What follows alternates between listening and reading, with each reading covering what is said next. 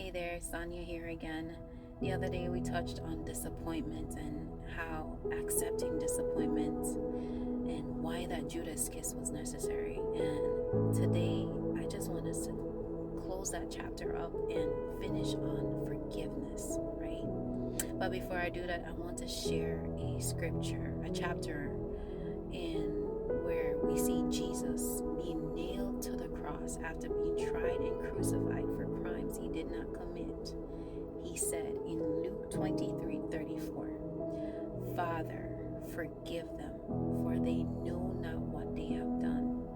Now you may ask, why did Jesus feel it necessary to say this? One of the things that Jesus displays above all else is humility.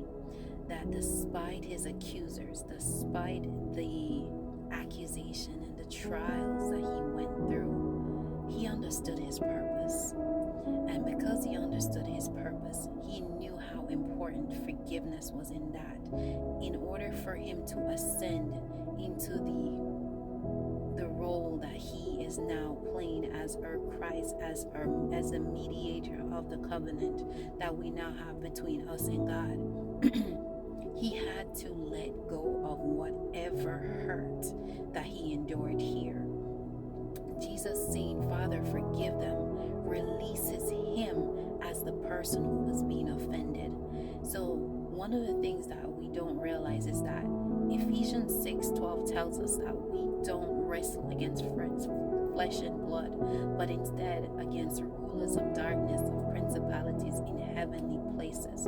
Now, why does Ephesians tells us this? It tells us that there's majority of the time, and I think for all times, when someone comes against you to offend you, to hurt you, and it attempts to destroy your character, it's usually we don't go after the person.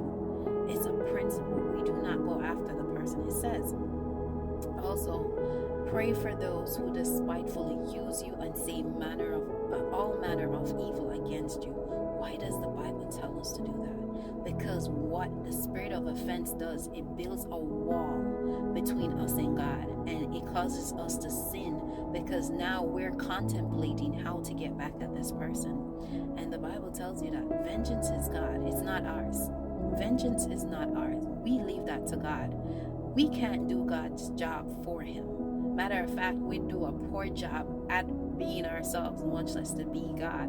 So if God says vengeance is his, and he says forgive them, even though they have hurt you, the spirit of offense role in us being offended is to build that wall that Jesus tore down when he tore down the middle wall of partition between us and God. So we want to be mindful that even though that person hurt us, and even though that person said all manner of things against us, forgive them now, forgive them fast, forgive them hard. But bear in mind, forgiveness does not mean or give permission for admission again. Set up your boundaries. Make it known that you and I have no longer the same agreement. I forgive you and I let it go. Does not mean you bring them back into your circle. Does not mean that you bring them back in your life. Matter of fact, some of them probably deserve their place in jail right now for what they have done to you or committed against you. But forgive them. Just as Jesus said right here on the cross, in the midst of his pain, in the midst of trial, he said, "Forgive them, Father, for they know not what they have done." I am now understanding that forgiveness does not free them, it frees me. When you recognize that the spirit of offense is holding you in a prison, it's like you drinking the poison of offense and praying that they will die. It doesn't happen that way. But most of the time they live their lives going on in full oblivion of what they have done to you. Forgive them now, forgive them fast, so that your prayers and your healing will not be bound here. Father says in the Lord's Prayer, it says, give us this day our daily bread, and forgive us our trespasses as we forgive those who trespass against us. So the same measure that you forgive, that's what your Father is going to extend to you in forgiveness. Now, we all know that none of us are perfect. None of us is righteous. We fall short of the glory of God every day. And we go to our Father with a repentant heart and say, Father, forgive me for this I have done. Your Father says the same measure you have forgiven someone is the same measure of forgiveness I'm extending to you. Now, if you're like me, my level of forgiveness before now was very little, and I could not understand why my prayers weren't being answered. Now I understand.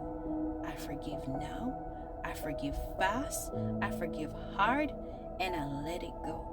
The spirit of offense is not going to separate me from the love of my Father. And love is also displayed in forgiveness.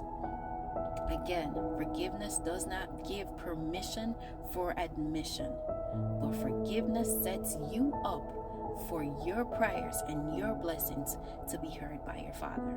Now, I hope this reaches someone today and it sets you free, because that's what the gift of forgiveness is. You release them into the sea of forgiveness and you let it go. Let your Father handle it. It is no longer yours to carry. I hope y'all have a great day.